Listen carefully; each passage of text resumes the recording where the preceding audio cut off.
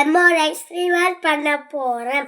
அந்த எக்ஸ்பிரிமெண்ட் என்னன்னா, ஒரு பாட்டிலில் ஹோல் போட்டு அதை ஸ்ட்ரா மாட்டிக்கணும். அது அடுத்தது ஒரு தண்ணியில் ஃபுட் கலரை ஆட் பண்ணிக்கணும். அடுத்தது அந்த அடுத்தது பலூனை ஊதிக்கணும். பலூனை ஊதி அதில் மாட்டிக்கணும். மாட்டினோடனே அந்த காற்று தண்ணியை அமுக்கும்.